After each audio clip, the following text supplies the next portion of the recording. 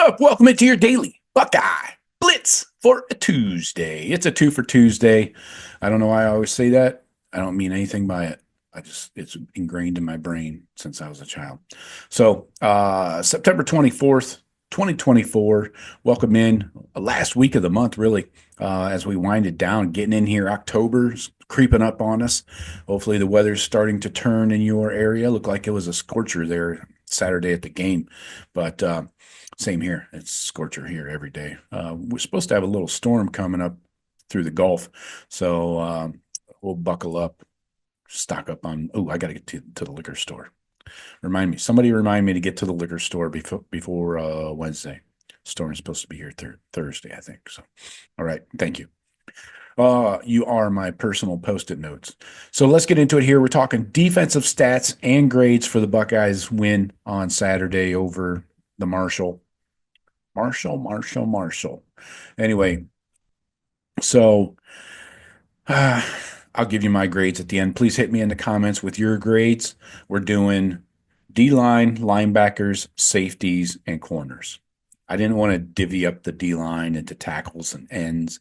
Sometimes, it gets a little wonky to try and decipher the difference watching the games. So, all right.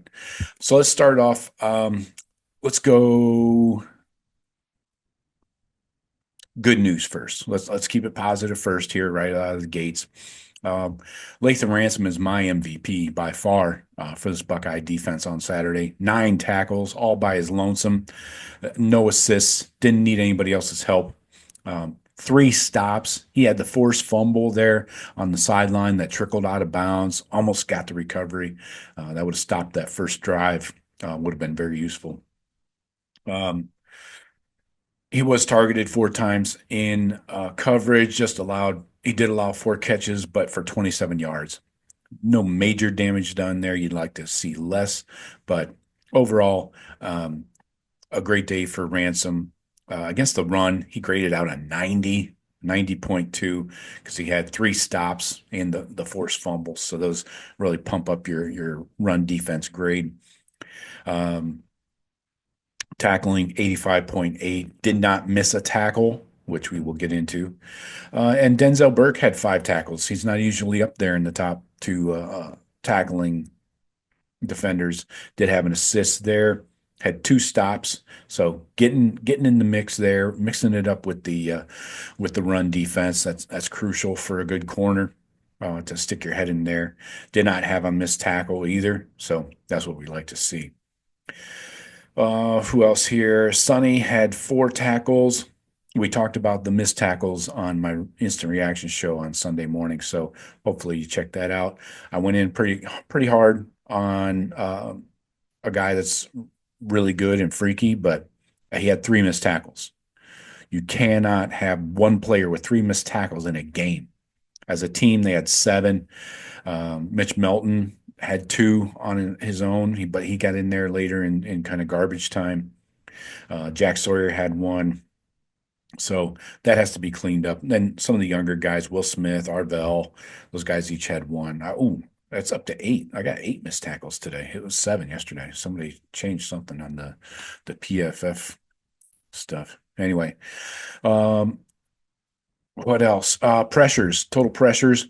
We had 11 total pressures, but these numbers are kind of flimsy in my opinion, because a lot of those dropbacks were like 1-step drops. So how the hell is somebody getting a pressure? I don't know. Anyways, so Caden Curry had 2. He had the sack and a hit on the quarterback and the bonehead penalty to keep that drive alive and help him punch it in there at the end of the first half. JT had a hit on the quarterback and a hurry. Mitchell Melton, 2 hurries. Arvell Reese, they credited him with a sack. Who else? Sonny had a hurry. Hero Kenyatta Jackson, both with hurries on the quarterback. So on the pass rush grades alone, Arvell graded out the best, 71.9. Caden Curry, 69.9. Nice. JT, 66.7. But again, the disappearance of JT sometimes. You'll go 2 quarters without even noticing he's on the field. But it's a JT that we've kind of grown accustomed to, right? I don't have an explanation for it, you know. The big issue, we'll get into the run defense grades right now. That's where I've got some problems. I've got some problems with you people. The surprise of the day was Taiwan Malone. Who saw that coming? Big old number 95, graded out a 76.1, filling in one of the fill-ins for Ty Leak. 76.1, that's nice. He was in there on 13 run defense grades, 13 run defense snaps and 15 pass rush snaps. His pass rush, not so good, a 56, but I'll take that run defense all day long from Taiwan Malone. Um, who else here? Oh, the D tackles is where I really wanted to focus. Ty Hamilton, 65.8, mediocre. Caden McDonald, 64.6, mediocre. Who else here? You got Jason Morris, 63. Okay, mediocre. And the rest of the D tackles that filled in, Eric Mensah was just in for 3 snaps late in the game. Who else? Hero Canoe. He was in for 17 run defense snaps, graded out of 60. Hero did not look good. He is not my hero on Saturday. Third year guy, I expect more. This is his 3rd year in the program. So come on, let's step it up, D tackles. If Tyleek is out for another week, we need to see some production out of those D tackles. This has to improve. Even Ty Hamilton, not one of his better games either. So run defense has to step it up.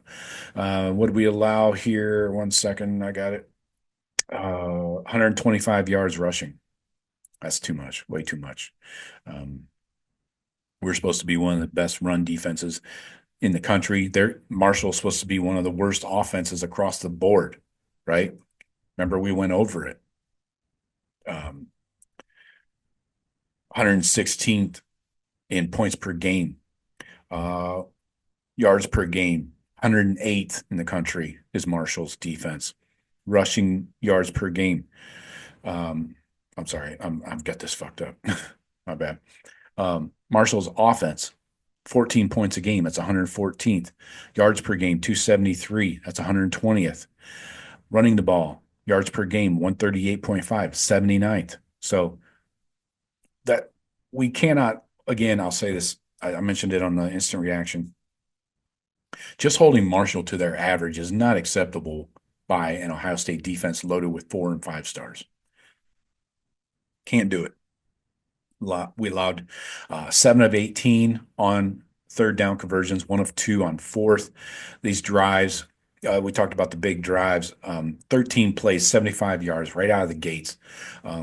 They just walked right down the field.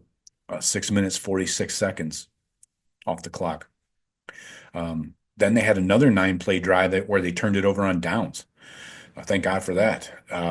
Only 1, 2, 3, 4, only 4 3 and outs forced by this defense.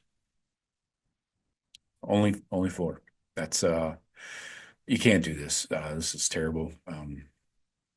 12 total drives, only 4 3 and outs. Yeah. They had one drive of 70 plus yards. That was the first one. But then they had another 9-play 65-yarder that was helped by the Caden Curry penalty to finish out the half. Those 9 and 13 play drives can't happen. That's way too much. So looking at, let's see, we covered pass rush. Let's look at coverage grades. Caleb Downs with an 81.3 in coverage. He was targeted twice, did not allow a catch. Who else here? Let's go by snaps. Davison Igbinosun, 3 targets, 1 catch for 15. So no major damage there. That was a weird catch, man. You see that? That's the one that ricocheted off his face mask into the other guy's helmet, face mask area, and the guy caught it. That was a weird play. Why do those weird plays always happen to the Buckeyes? It's so fucked up. Anyway, Denzel targeted 4 times, allowed 4 catches. Not a great percentage. for 30 yards, only 3 yards of gack after that, but did not allow a touchdown. Lathan Ransom was the only one that allowed a touchdown in coverage. He was 4 of 4 on targets and receptions, 27 yards, but did allow that one score. Jordan Hancock gave up 41 yards on 4 catches, 5 targets. And then, yeah, all in all, 17 receptions. That seems like a lot to me. Lorenzo Styles was filling in for Hancock. He allowed a couple receptions. So, yeah, 17 on 25 targets for 132 yards. It's a lot of receptions for minimal gain, so that's good. You know, you're letting them catch it in front of you and you're making the tackle, so they're not getting a lot of yak yards. That's great.